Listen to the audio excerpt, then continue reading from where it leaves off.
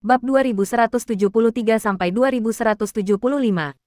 Di tengah lautan kabut yang luas, Yunce duduk bersila di atas sebuah batu di jurang.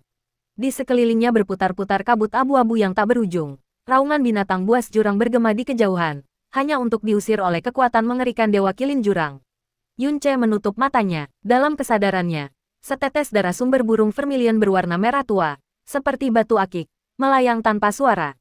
Di dalam tetesan itu, sebuah gambar ilahi burung vermilion kecil tampak mengepakkan sayapnya dan menangis, menyebabkan riak yang bertahan lama di seluruh darahnya.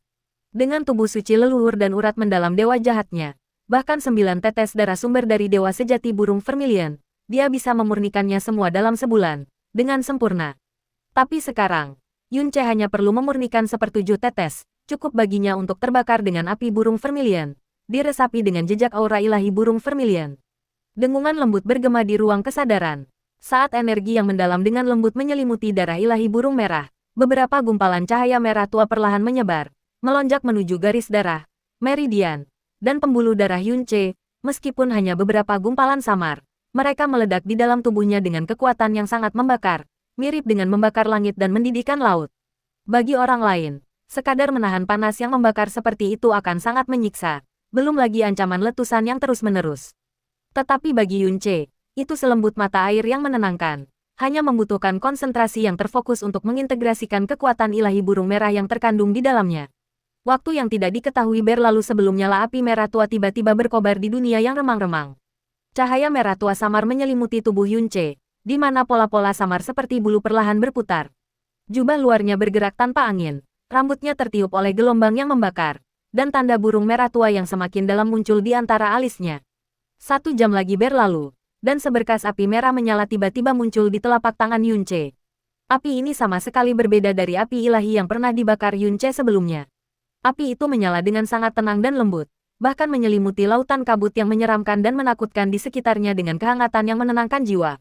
Di dekat lautan kabut, domain Qianlang, sebuah domain yang tidak diklaim, namun memiliki arus orang yang cukup besar sepanjang tahun.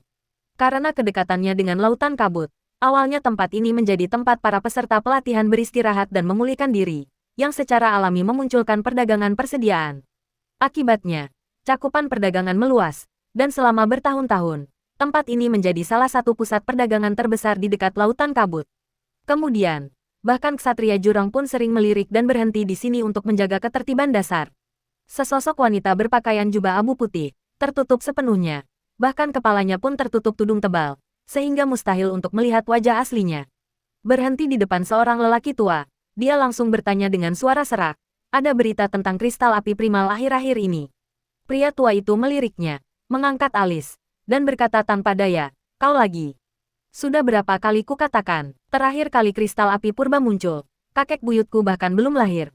Dan kristal langka seperti ini adalah keajaiban ilahi yang jarang muncul di lautan kabut, mustahil untuk ditemukan lagi. Jangan repot-repot mencari, dan jangan pernah memikirkannya." Ekspresinya tertutup tudung. Dia tidak berbicara, berbalik, dan bersiap untuk beralih ke target berikutnya. Pada saat ini, sebuah suara santai namun mengejek terdengar. "Sungguh orang dari tempat terpencil, pikiranmu yang sempit sungguh menggelikan." Pria tua itu menatapnya tajam, tetapi ketika dia melihat pakaian orang lain, ekspresinya langsung berubah. Senyum yang hampir menjilat muncul di wajah tua itu. "Jadi kau adalah tamu kehormatan dari kerajaan ilahi." Orang tua ini memang bodoh, mohon maafkan ketidaktahuanku. Pria yang berbicara itu berpakaian hitam, bermata sipit, dan menunjukkan kesombongan yang tak tersian-sian di wajahnya.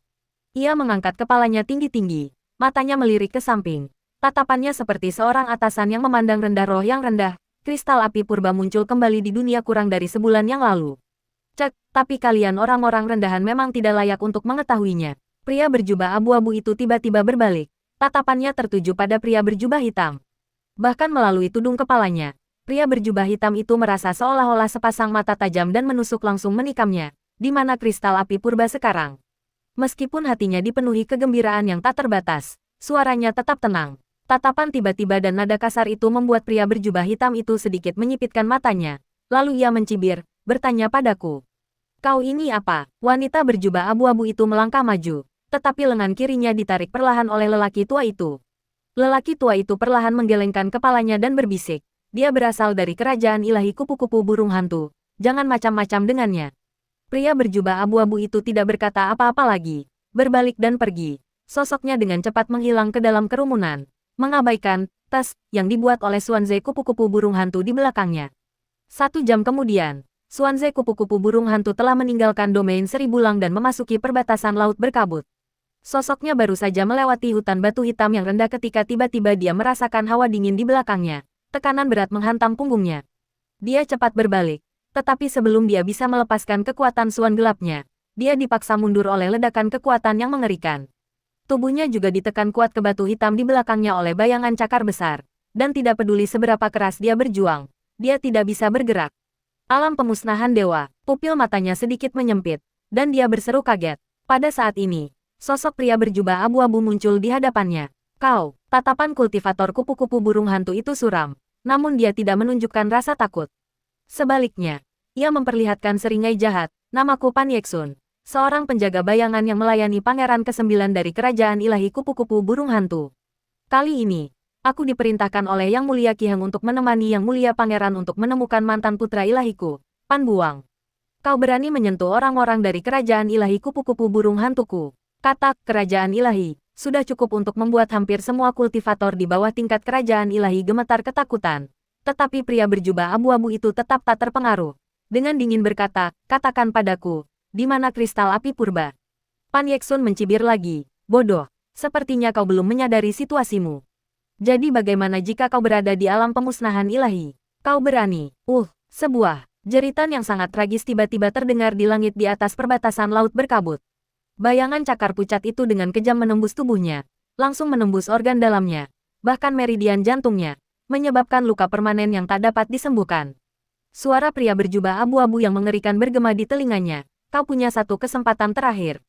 Di mana kristal api purba itu sekarang? Rasa takut yang belum pernah terjadi sebelumnya, disertai dengan rasa dingin yang menusuk, menjalar ke seluruh tubuh Pan Yeksun. Pupil matanya membesar hingga hampir meledak. Semua kepercayaan diri dan kesombongannya sebelumnya kini berubah menjadi teror yang ekstrim. Dia tidak pernah membayangkan bahwa dengan menyebut nama kerajaan ilahi kupu-kupu burung hantu, lawannya tidak hanya akan menunjukkan sedikit pun rasa takut tetapi malah akan mendorongnya langsung ke ambang kematian. Dia tidak berani lagi mengandalkan garis keturunan ilahinya, bahkan tidak berani memohon belas kasihan. Suaranya bergetar saat dia mengucapkan, itu tanah suci. Dewa jurang dari kerajaan ilahi penenun mimpi menawarkan kristal api purba kepada pejabat ilahi roh abadi. Sosok berjubah abu-abu itu, yang sebelumnya acuh tak acuh dan tampak tanpa emosi, tiba-tiba gemetar mendengar kata-kata, Dewa Jurang. Sosoknya semakin mendekat, dan cakar yang menekan Pan Yeksun memancarkan cahaya putih yang sedikit tak terkendali, memicu teriakan lain dari pria lain. Maksudmu Dewa Jurang dari kerajaan ilahi penenun mimpi? Itu Yunce, ya, Pan Yeksun buru-buru menjawab. Nama Dewa Jurang itu adalah Meng Jianyuan, juga dikenal sebagai Yunce. Masalah ini diketahui oleh Yang Mulia Pangeran Kekaisaran ketika beliau menghadiri majelis Tanah Suci, dan semua orang di kerajaan ilahi yang hadir mengetahuinya. Itu benar-benar benar, tidak ada yang disembunyikan. Sosok berjubah abu-abu itu tampak membeku di tempat, tetap diam untuk waktu yang lama. Aku sudah menceritakan semuanya padamu. Bisakah kau membiarkanku pergi dulu? Aku berjanji tidak akan memberitahu siapapun tentangmu. Aku bahkan tidak tahu seperti apa rupamu. Dia memaksakan senyum, mencoba tampak ramah dan tidak berbahaya. Tetapi saat berikutnya, bang, bayangan cakar meledak, memperlihatkan cakar naga pucat. Tanpa ragu, tanpa belas kasihan, di bawah letupan kekuatan pemusnahan ilahi yang tanpa ampun, tubuh Pan Yeksun langsung hancur oleh bayangan cakar naga, bahkan tidak sempat mengeluarkan jeritan terakhir. Tanpa menoleh ke belakang, dia berbalik acuh tak acuh dan berjalan pergi. Sosok abu-abunya yang sendirian dengan cepat menghilang ke dalam kabut jurang yang luas. Arah yang ditujunya tak lain adalah lokasi kerajaan ilahi penenun mimpi. Bagian tengah lautan kabut, tangan Yunce menari-nari. Api merah tua di telapak tangannya selembut cahaya merah muda yang mengalir. Dipandu oleh energi mendalam dan jiwa ilahinya, api itu sedikit bergetar, mengeluarkan dengungan yang kadang panjang dan kadang samar. Dengan gumpalan gelombang suara merah tua perlahan menyebar di dalamnya. Awalnya, melodinya rendah dan jauh, seperti angin kuno yang menyapu bumi yang sunyi, membawa sentuhan kesunyian. Perlahan, melodi itu menjadi lebih lembut, seperti sinar matahari hangat yang mencairkan es dan salju. Dan kemanapun gelombang suara itu mencapai, kabut jurang di sekitarnya tampak melepaskan dinginnya, berubah menjadi hangat. Yunce menggerakkan tangannya, nadanya berubah tiba-tiba, Tangisan Phoenix yang jernih bercampur dengan musik. Melodinya meninggi tajam, namun tanpa kekerasan atau efek yang menusuk. Sebaliknya, ia membawa pelukan penuh kasih sayang yang meliputi segala sesuatu, seolah mampu mengubah semua rasa sakit dan kebencian dunia menjadi gumpalan asap, yang lenyap bersama angin sepoi-sepoi yang hangat.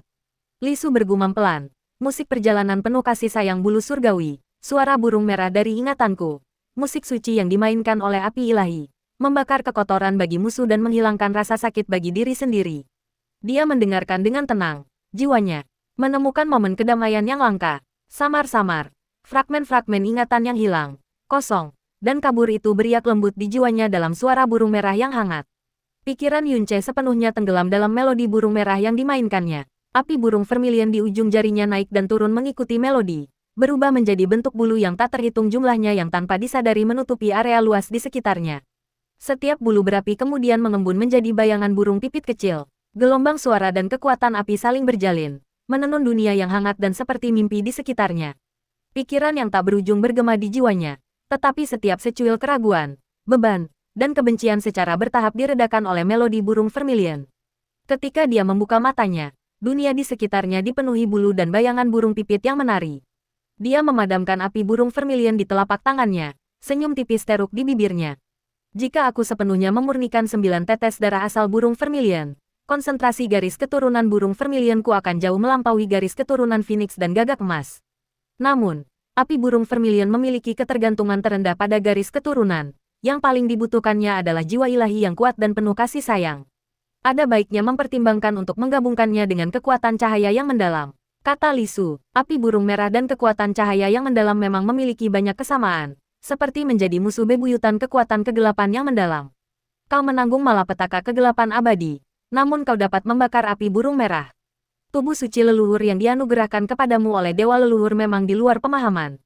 Jika kau punya waktu luang di masa mendatang, kau bisa memainkan melodi menenangkan burung merah agar aku bisa mendengarnya lebih sering. Yunce tampak terkejut. Li Su benar-benar berinisiatif mengajukan permintaan. Ini sangat jarang terjadi. Suara burung merah sepertinya membantu membangkitkan ingatanku yang terpendam. Atau mungkin itu hanya ilusi di bawah pengaruh ketenangan. Begitu, hati Yunce sedikit bergetar. Sebagai mantan dewa pencipta kehidupan, pemulihan ingatan Li Su akan sangat membantunya. Dia telah tinggal di laut berkabut selama 1,5 bulan. Di dunia biasa, ini adalah waktu yang cukup untuk memurnikan sedikit darah ilahi burung merah. Melangkah kembali ke inti Arai Qiankun, kilatan cahaya merah menyala, dan dia telah meninggalkan laut berkabut dan kembali ke kerajaan ilahi tenun mimpi. Tepat saat dia melangkah keluar dari penghalang ruang kultivasinya, dia mendengar suara Meng Ziyuan, setengah gembira dan setengah cemas. Tuan muda, Anda akhirnya keluar. Banyak orang telah mencari Anda selama ini. Mencari saya. Yunce tampak terkejut. Meng Kongchan dan Meng Jianxi sama-sama tahu tentang pemurnian darah ilahi burung merahnya. Secara logis, dia seharusnya tidak terganggu. Meng Ziyuan berkata, ada 3 orang secara total. Salah satunya adalah Jiuzi dari Istana Anak Ilahi Shenluo. Yunce, ada juga orang aneh yang menutupi wajahnya, mengaku sebagai kakakmu. Dia muncul tiba-tiba seperti hantu. Tahu kau sedang mengasingkan diri, lalu tiba-tiba menghilang. Yang lebih aneh lagi adalah tidak ada satupun penjaga yang menyadarinya. Bahkan Meng Souyuan pun tidak bersuara. Yunce, ada orang lain yang lebih istimewa lagi. Melihat perubahan ekspresi Yunce dengan rasa ingin tahu, Meng Ziyuan melanjutkan. Awalnya dia tidak bisa masuk ke kerajaan ilahi penenun mimpi. Tetapi setelah diusir berkali-kali, dia tetap menolak untuk pergi melalui gerbang perbatasan. Dengan keras kepala ingin bertemu denganmu. Para penjaga gerbang perbatasan ingin menangkapnya. Tetapi si Senzi melihatnya dan sepertinya menyadari identitasnya tidak biasa. Jadi dia mengirim seseorang untuk melapor. Meminta saya untuk memberitahumu segera setelah kau keluar. Yunce mengerutkan kening. Dengan cepat mengatur pikirannya. Dan siapa orang ini? Si Senzi mengatakan dia menyebut dirinya Long Jiang. Tanda seru. Yunce tiba-tiba mendongak. Pupil matanya bergetar hebat. Di mana dia sekarang? Nada suaranya lembut. Ekspresinya tenang. Tidak menunjukkan tanda-tanda urgensi dan kecemasan yang berkecamuk di dalam dirinya. Meng Ziyuan menjawab, anak ilahi dari aliran telah mengatur tempat sementara untuknya. Selain itu, anak ilahi dari aliran juga telah menginstruksikan bahwa Long Jiang adalah teman lama Tuan Muda sebelum ia kembali ke kerajaan ilahi. Dan karena ini melibatkan Tuan Muda, tidak seorang pun diizinkan untuk mendekati atau menanyakan tentangnya sebelum Tuan Muda keluar dari pengasingan. Melihat bahwa tindakan Meng Ziyuan memang teliti, Yunce merasa sangat lega. Dia kemudian melirik ke samping dan memanggil, Lai Sheng, pergilah sendiri ke anak ilahi dari aliran dan bawa Long Jiang ke sini atas namaku. Baik, Lu Lai Sheng menjawab dari jauh dan segera pergi. Ketika dia melihat Long Jiang lagi, dia masih berpakaian seperti saat pertama kali mereka bertemu. Mengenakan jubah abu-abu lebar yang menutupi seluruh tubuhnya dan tudung yang sepenuhnya menutupi wajahnya. Kecantikan tak tertandingi yang diwarisinya dari Fajar Ilahi, yang seharusnya memukau dunia dan memikat semua makhluk hidup, telah dihancurkan dengan kejam dan tanpa ampun oleh tangannya sendiri.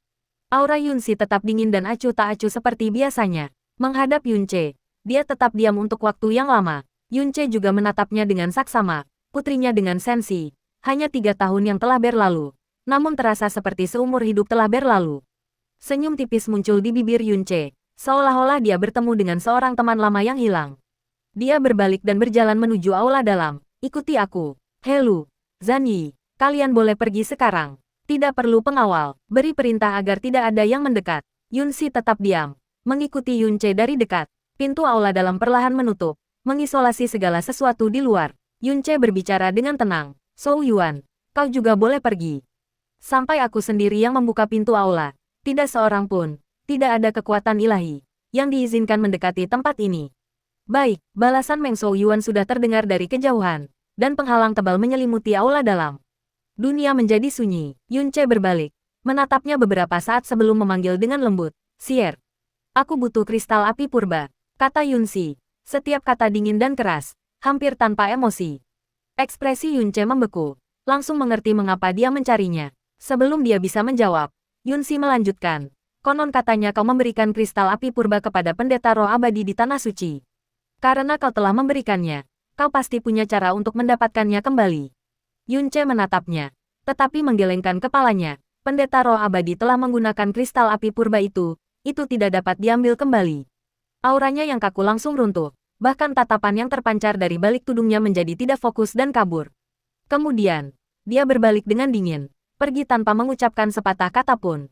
Jika aku bisa menemukan kristal api purba yang pertama, tentu saja aku bisa menemukan yang kedua.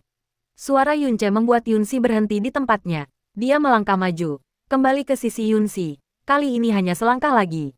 Beberapa saat yang lalu, perasaan hancur yang dipancarkannya saat harapan runtuh mengirimkan rasa sakit yang tajam dan tak terkendali ke hatinya. Kau mencari kristal api purba, seperti anggrek tulang kilin, untuk membangunkan ibumu. Tanyanya, berusaha menjaga suaranya selembut mungkin. Ya, jawabnya dingin. Tapi kau tidak perlu merasa bersalah tentang itu. Membangunkan ibuku adalah urusanku sendiri. Itu tidak ada hubungannya denganmu. Kau bisa terus menjadi dewi penenun mimpimu dengan tenang. Dan untuk kristal api purba, jika kau benar-benar menemukan yang lain, aku tidak akan menerimanya secara cuma-cuma. Kau bisa menentukan harganya, katanya tetap dingin dan keras, tanpa emosi, tanpa dendam, tanpa kebencian, dan tanpa keintiman dan kehangatan yang seharusnya ada antara ayah dan anak perempuan. Meskipun mereka dekat secara fisik, jurang ketidakpedulian dan keterasingan yang tak teratasi memisahkan mereka. Baiklah, Yunce mengangguk perlahan, menemukan kristal api purba lainnya tidak terlalu sulit bagiku. Di Tanah Suci, Raja Naga mengundangku ke pegunungan naga leluhur sebagai tamu. Setelah aku menemukan kristal api purba, aku akan mengunjungi klan naga secara pribadi dan menyerahkannya kepadamu. Hanya ada satu syarat, bicaralah, jawaban Yunxi tanpa ragu. Nadanya mengandung tekad yang tidak dapat dipahami orang biasa, apapun dapat diterima. Entah aku bisa melakukannya atau tidak. Kau bisa melakukannya, Yunce tersenyum tipis. Tatapannya tidak pernah terluka oleh ketidakpeduliannya yang dingin, tetapi malah menjadi lebih lembut. Syaratku adalah, izinkan aku melihatmu dengan saksama. Yunxi tampak membeku di sana, terdiam untuk waktu yang lama. Yunce dengan lembut mengangkat tangannya, tatapannya lembut dan halus, seolah mampu meluluhkan apapun. Pertemuan dan perpisahan terakhir kita terlalu terburu-buru, dan aku terluka parah. Penglihatan dan jiwaku kabur dan bingung. Aku bahkan tidak sempat melihatmu dengan saksama, melihat putriku dengan saksama. Saat telapak tangan Yunce mendekat, kehangatan samar yang aneh menyentuh wajahnya. Anehnya menyentuh hatinya. Ia secara naluriah menengadahkan kepalanya ke belakang, tetapi hanya sesaat, lalu berhenti bergerak. Tudung abu-abu yang kasar dan berat itu perlahan diangkat oleh jari-jari Yunce, memperlihatkan wajahnya. Wajah yang bisa membuat siapapun gemetar melihatnya. Kulitnya sangat mirip dengan Sensi, seperti salju yang diselimuti cahaya ilahi yang samar, sangat indah, dan memiliki kesucian yang tidak dapat digambarkan dengan kata-kata duniawi. Tetapi dua tanda erosi yang mengerikan dan menakutkan itu benar-benar menghancurkannya. Seolah-olah surga tidak mengizinkan ciptaan yang sempurna seperti itu untuk ada di dunia. Dengan kejam menganugerahinya tanda kehancuran. Ia menatap dalam diam. Dari garis rambutnya hingga matanya, hingga tanda-tanda yang terukir di kulitnya, mengukir setiap fitur wajahnya dalam-dalam ke dalam hatinya. Tangannya tanpa sadar bergerak mendekat lagi.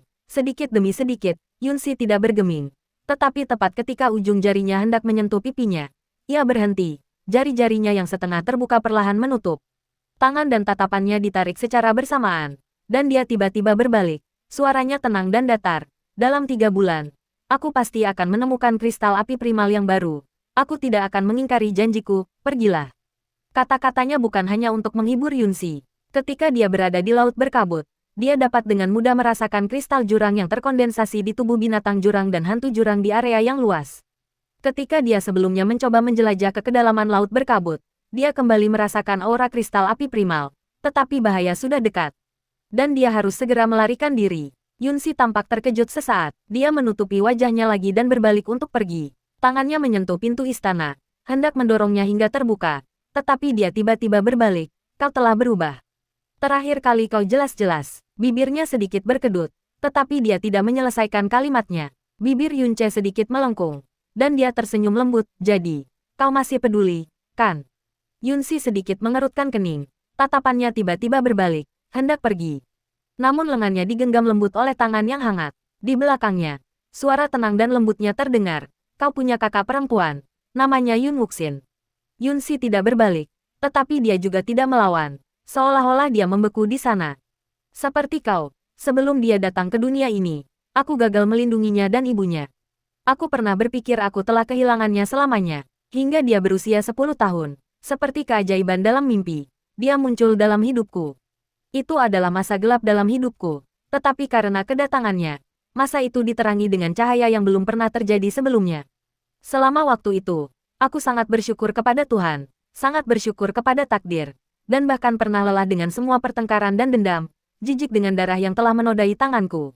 Yunsi mendengarkan dengan tenang, mengabaikan ekspresi ayahnya, tetapi pikirannya tanpa sadar membayangkan sosok adiknya. Dulu, aku bersumpah padanya bahwa aku tidak akan pernah meninggalkannya lagi, dan tidak akan pernah membiarkannya menderita bahaya lagi. Tetapi, suara di belakang Yunsi menghilang, baru kembali setelah jeda yang lama. Sumpah serupa, aku ucapkan kepada adikmu 3 kali, 3 kali. Dan aku melanggar semuanya. Dia mendengar tawa samar, bukan tawa lembut, melainkan tawa mengejek yang ditujukan padanya. Setiap sumpah yang kuucapkan berasal dari lubuk hatiku, dengan keinginan yang tulus dan mendesak untuk melindungi dan menebus kesalahanku padanya. Tetapi pada akhirnya, setiap sumpah berubah menjadi luka yang mendalam. Sebelum datang ke dunia ini, aku akhirnya sepenuhnya mengerti bahwa apa yang kumiliki dan apa yang kubawa telah menakdirkanku, untuk tidak layak menjadi ayah yang baik. Yunce perlahan melepaskan cengkeramannya dari lengannya. Suaranya selembut angin, oleh karena itu, aku benar-benar tidak berhak kau panggil ayah. Dan aku juga tidak berhak menuntut apapun darimu. Tidak sekarang, dan tentu saja tidak di masa depan. Tanda tanya, alis Yunsi sedikit berkedut. Hatinya dipenuhi keraguan, tetapi dia tidak bertanya dengan lantang. Yunce menundukkan kepalanya, diam-diam menatap telapak tangannya. Matanya dipenuhi kegelapan yang tak seorang pun bisa lihat, karena sebentar lagi, tangannya akan ternoda oleh tetesan darah yang tak terhitung jumlahnya lagi, dan setiap tetes darah akan menjadi dosa yang tak terhapuskan. Aku hanya berharap kau menjaga dirimu baik-baik dan memperlakukan dirimu dengan baik. Jika suatu hari aku mencapai keinginanku, aku akan membawamu dan ibumu pulang bersamaku. Jika aku akhirnya binasa dan jatuh ke jurang, kau harus membawa ibumu dan mengikuti klan naga ke tanah suci abadi. Lalu lupakan keberadaanku selamanya. Dan jangan pernah menyebutkan ikatan darah kita kepada siapapun. Segera, dia akan pergi ke klan naga, membuka semua jalan keluar yang mungkin untuknya. Aula itu hening sejenak, hanya terdengar detak jantung yang berirama. Dengan bunyi gedebuk teredam, pintu aula akhirnya didorong terbuka, dan Yunsi keluar, dengan cepat menghilang dari pandangan Yunce. Setelah berdiri di aula dalam cukup lama, Yunce akhirnya tenang dan berjalan keluar dengan langkah santai. Tuan, muda, sebuah suara merdu menyapa wajahnya. Dan Sangguan Helu, Liu Zanyi, dan Meng Ziyuan mendekat bersama-sama. Kepala mereka sedikit tertunduk, masing-masing diam-diam mengamatinya. Yunce mengangkat alisnya, setengah tersenyum di wajahnya. Ada apa denganku? Mengapa kalian semua menatapku seperti itu? Meng Ziyuan tersenyum nakal, melontarkan pertanyaan yang mengejutkan. kapan Tuan Muda berencana menikahi Dewi Zetian? Yunce tampak tak berdaya, menggelengkan kepalanya sambil tertawa. Jadi kalian semua pun tahu. Sangguan Helu meliriknya, lalu berkata dengan malu-malu. Sekarang seluruh dunia mungkin sudah tahu tentang Tuan Muda dan Dewi Zetian. Kudengar Dewi Zetian adalah wanita tercantik di dunia. Memang, hanya wanita seperti dialah yang pantas untuk Tuan Muda. Liu Zanyi sedikit menutup bibirnya. Matanya berkerut saat berkata, Ziyuan lebih bahagia daripada siapapun setelah mengetahuinya. Karena jika Tuan Muda memiliki istri utama, Ziyuan dapat mencoba segala cara untuk menjadi selir Tuan Muda. Meng Ziyuan berkata dengan murah hati. Benar, itu juga yang kupikirkan. Lagi pula, aku sudah memutuskan untuk tetap berada di sisi Tuan Muda seumur hidupku. Kudengar Dewi Zetian tidak hanya sangat cantik, tetapi juga sangat baik dan lembut. Aku pasti akan berusaha sebaik mungkin untuk membuatnya menyukaiku. Kalian semua, Yunce menggelengkan kepalanya sambil tersenyum, sedikit kesal. Namun, ada juga beberapa orang yang tidak bahagia. Liu Zanyi tiba-tiba berkata, Putra Dewa Shenluo datang khusus untuk menemui Anda. Tuan Muda, ini pasti bukan hal yang baik. Kita harus memberitahu Putra Dewa Si dan memintanya untuk segera mengusir Putra Dewa Shenluo. Tatapan Yunce menajam. Maksudmu, Dian Zhouxi masih berada di kerajaan Dewa Penenun Mimpi? Ya, kata Meng Ziyuan. Putra Dewa Shenluo tiba 10 hari yang lalu dan belum pergi. Yunce berpikir sejenak, lalu tiba-tiba berkata, Lai Sheng, pergilah lagi ke Putra Dewa Si dan katakan padanya aku ingin berbicara dengan Putra Dewa Shenluo. Di aula yang sama, duduk di tempat yang sama, bahkan aroma teh yang samar di udara pun identik.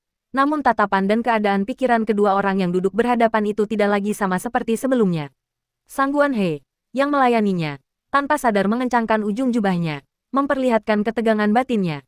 Meng Souyuan, yang bersembunyi di balik bayangan, memancarkan aura yang beberapa kali lebih waspada dari biasanya. Seolah takut bahwa anak ilahi Shenluo mungkin tiba-tiba kehilangan kendali dan menyerang Yunce di negeri tenun mimpi ini. Namun, sikap Yunce persis seperti saat mereka pertama kali bertemu. Wajahnya menampilkan senyum lembut dan sedikit kerendahan hati.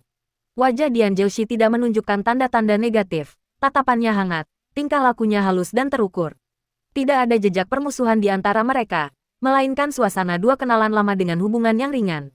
Ketika kakak Dian berkunjung, aku sedang mengasingkan diri dan tidak dapat menyapamu secara pribadi, ini sungguh tidak sopan. Aku minta maaf atas hal ini dan memohon pengampunanmu, kata Yunce. Kata-katanya sangat tepat dan sopan. Dian Zhouxi menjawab dengan senyum tipis. Kau terlalu memujiku, anak ilahi Yuan. Kunjunganku agak mendadak. Aku baru-baru ini mengetahui bahwa kau telah dianugerahi darah ilahi burung merah oleh Dewa Roh Abadi dan saat ini berada di tahap penting pemurniannya dalam pengasingan. Aku harus meminta maaf karena telah mengganggumu seperti ini. Kerendahan hati dan kesopanannya tulus, tetapi sapaannya kepada Yunce telah berubah. Dia tidak lagi memanggilnya Kakak Yun, tetapi anak ilahi Yuan. Yunce tampaknya tidak menyadari perubahan sapaannya, dan berkata dengan santai, aku mendengar bahwa kakak Dian telah tinggal di penenun mimpi selama 10 hari. Bolehkah aku bertanya apa masalah penting itu? Dian Zhouxi menggelengkan kepalanya, memperlihatkan senyum pahit. Kemarahan Dewa Jueluo belum mereda, dan aku memiliki banyak perbedaan pendapat dengan Dewa Jueluo mengenai prinsip dan pemahaman. Awalnya, kami berdebat tanpa henti, dan setelah itu, setiap kali dia melihatku, kemarahannya melonjak. Karena itu, aku hanya bisa menghindarinya untuk sementara waktu, berharap kemarahannya akan berangsur-angsur mereda. Yunce menatapnya dan berkata dengan nada yang sangat tenang, alasan utama mengapa kemarahan Dewa Jueluo sulit diredam adalah, pertama, ketidakmampuannya untuk menerima dan menyelesaikan pukulan berat dari dua sahabat dekatnya, dan kedua, kurangnya perlawanan dan kemarahanmu. Jadi, Yunce sedikit mencondongkan tubuh ke depan. Mengapa kamu tidak marah? Menghadapi pertanyaan Yunce yang tiba-tiba kurang ramah, Dian Zhouxi tidak menunjukkan gejolak emosi. Ia dengan tenang berkata, mungkin bagi kebanyakan orang, mengakui bahwa mereka lebih rendah dari orang lain adalah hal yang sulit. Tetapi bagi saya, itu sangat mudah, meskipun saya disebut anak ilahi pertama. Ia menatap Yunce, tatapannya teguh dan tak tergoyahkan. Keilahian, bakat, kemauan, kecerdasan, penampilan. Aku lebih rendah darimu dalam segala hal. Pejabat ilahi 6 tertawa memohon untukmu. Pejabat ilahi roh abadi memberimu anugerah. Dan ku dengar Kaisar Jurang bahkan memanggilmu seorang diri. Dibandingkan denganmu, aku jauh lebih rendah. Ada banyak hal yang tidak akan pernah bisa kucapai bahkan jika aku menghabiskan seluruh hidupku untuk mencoba. Oleh karena itu, bagi Kylie, kau tak diragukan lagi adalah pilihan yang lebih baik. Bahkan, mengesampingkan fakta bahwa kau pernah menjadi tunangannya, Aku sangat percaya bahwa di dunia ini, hanya kau yang layak untuknya. Jadi mengapa aku harus berdebat atau marah? Itu hanya akan menyoroti ketidakmampuanku dan meningkatkan rasa bersalah dan kegelisahannya. Kata-katanya jujur dan lugas, menyebabkan Sangguan Helu tanpa sadar menoleh. Matanya terbelalak karena terkejut. Yunce perlahan mengangguk. Terima kasih atas kejujuranmu, Kakak Dian. Dian Zhouxi sedikit menyipitkan matanya. Sikapmu sangat berbeda dari yang kuharapkan. Kupikir kau setidaknya akan menunjukkan sedikit ejekan tanpa disembunyikan, atau penghinaan dan cemoohan seorang pemenang. Yunce berkata dengan serius, jika kita menempatkan diri kita pada posisi kerajaan Dewa Shenluo, kita memang berhak mengkritikmu karena tidak berdebat atau marah. Dan manusia di dunia fana memang akan diam-diam mengucapkan komentar sarkastik. Lagi pula, mengingat sifat orang lemah, bagaimana mungkin mereka melewatkan kesempatan untuk mengejek putra dewa pertama? Tetapi bagaimanapun juga, perasaan yang sebenarnya tidak boleh diejek, karena mungkin itu adalah hal yang paling langka dan paling berharga di dunia. Dian Zhouxi jelas terkejut, lalu tersenyum tipis, senyum yang lebih tulus dari sebelumnya. Kau benar-benar orang yang luar biasa. Menjadi temanmu akan menjadi berkah besar dalam hidup. Tapi sayangnya, aku tidak akan pernah bisa benar-benar menghapus dendam di hatiku. Yunce membalas senyumannya. Bahkan jika kau mau, aku tidak akan mau. Karena aku tidak lagi percaya pada keberadaan orang suci di dunia ini.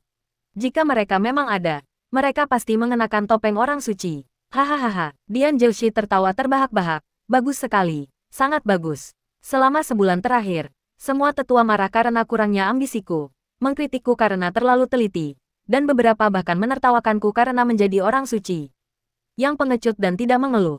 Tapi, di seluruh kerajaan ilahi Shenluo, tidak ada yang benar-benar mengerti aku, dan tidak ada yang mengerti bahwa kurangnya amarah dan ambisiku sebenarnya tidak lebih dari tindakan egois untuk menyenangkan diriku sendiri dan memuaskan keinginanku sendiri. Sayangnya, satu-satunya yang mengerti aku adalah, dia menggelengkan kepalanya sambil tersenyum, lalu menghela napas dalam-dalam. Tiba-tiba, dia mengalihkan pandangannya. Matanya tertuju pada pupil Yunce. Jadi, tanah suci dan tempat tinggal abadi adalah semua tindakanmu yang disengaja.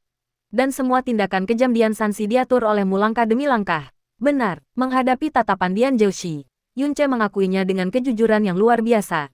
Tatapannya membalas pertanyaan itu tanpa sedikit pun rasa tidak nyaman atau rasa bersalah. Kau 50 tahun lebih tua dariku, jadi kau pasti jauh lebih memahami ikatan antara ketiga dewa.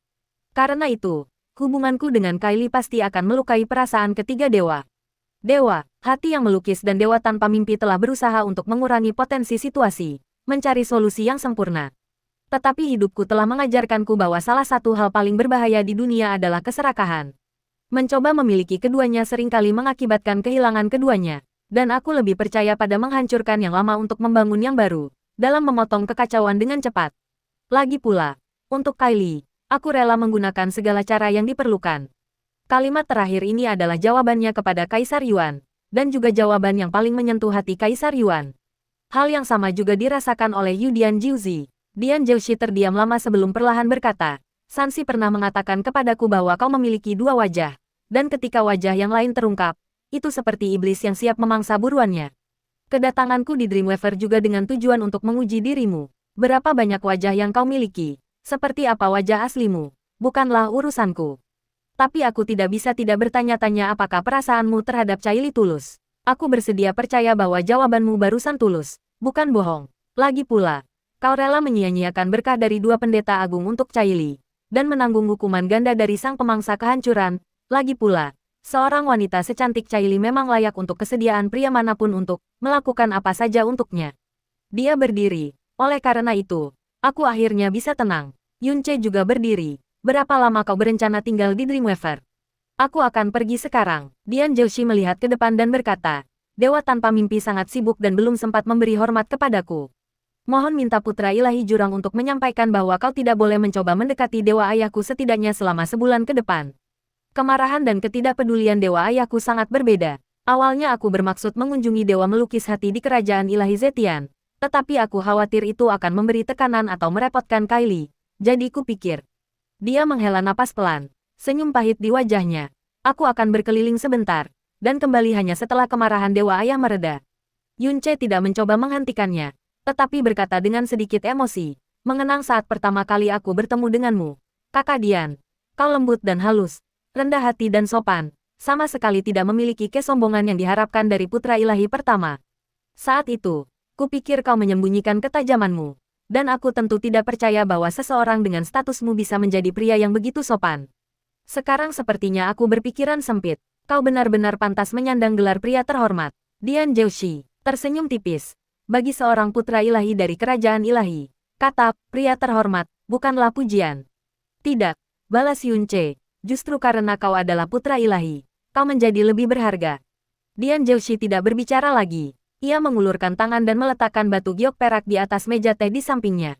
Ini adalah giok komunikasi yang dibuat khusus untukku oleh Dewa Bapa. Giok ini berisi kekuatan Dewa Bapa dari alam bawah. Dengan menggunakannya, selama kau tidak berada di laut berkabut, kau dapat mengirim pesan kepadaku dari mana saja di dunia ini. Dengan sisa kekuatan alam bawah, giok ini mungkin dapat digunakan 6 atau 7 kali lagi. Yunce mengambilnya. Matanya memantulkan cahaya perak samar. Bagaimana mungkin dia tidak mengerti maksud Dian Zhouxi? Dia langsung setuju. Baiklah, aku akan menerimanya. Jika menyangkut Kylie, aku tidak akan ragu untuk meminta bantuanmu jika diperlukan. Dian Zhouxi tersenyum tipis, menatap Yunce, dan mengucapkan kata-kata yang sulit dipercaya, bahkan jika itu mengorbankan nyawaku. Dian Zhouxi pergi, dan Yunce memperhatikannya dari jauh, memberinya penghormatan tertinggi. Namun, dalam hatinya, dia menghela napas, ya. Sebagai putra dewa alam bawah, bagaimana mungkin seseorang bisa menjadi seorang pria terhormat? Seorang pria terhormat memiliki terlalu banyak kelemahan dan kekurangan. Tidak lama setelah Dian Zhouxi pergi, Meng Jianxi segera tiba. Saudara Yuan, bagaimana hasilnya? Yunce mengangkat tangannya. Api burung merah menyala di antara jari-jarinya. Api ilahi yang seharusnya membakar, malah memancarkan kehangatan yang lembut dan menenangkan. Meng Jianxi segera memuji, seperti yang diharapkan dari saudara Yuan. Hanya dalam beberapa puluh hari, kau telah berhasil menyalakan api ilahi seorang pejabat roh abadi. Dia menambahkan setengah bercanda.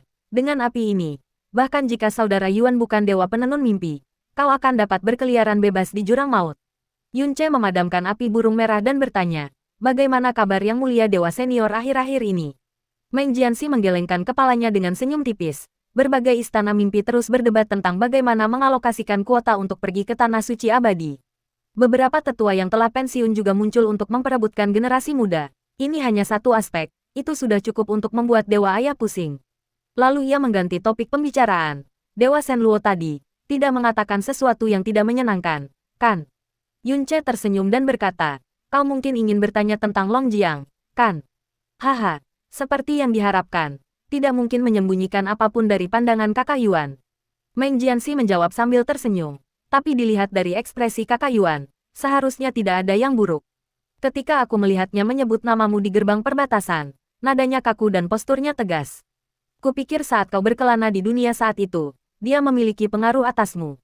Lagi pula, dengan namamu saat ini, dan dia sebagai gadis naga berbekas luka dari klan naga, namun berani bersikap begitu dominan, dia pasti memiliki sesuatu untuk diandalkan. Itulah mengapa aku segera menenangkannya. Sekarang sepertinya aku terlalu banyak berpikir. Bagaimana mungkin identitas Long Jiang bisa tersembunyi dari pandangan Meng Jianxi?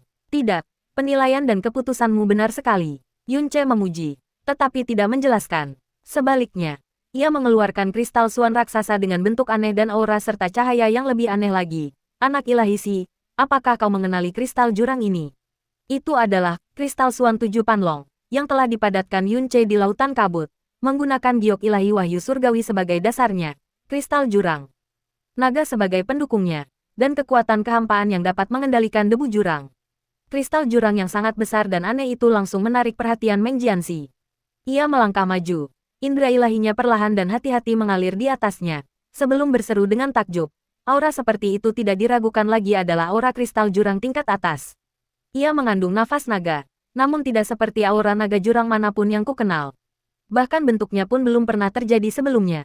Tatapannya tajam saat ia berkata, Saudara Yuan, aku hafal semua kristal jurang eksotis yang tercatat di Istana Xuanji. Tetapi aku belum pernah melihat yang ini sebelumnya. Sangat mungkin ini adalah kristal jurang eksotis yang belum pernah muncul di dunia sebelumnya. Bentuk yang sangat aneh ini memberinya perasaan deja vu yang sekilas, tetapi terlalu kabur dan menghilang dalam sekejap. Saudara Yuan, dari mana kristal jurang ini berasal?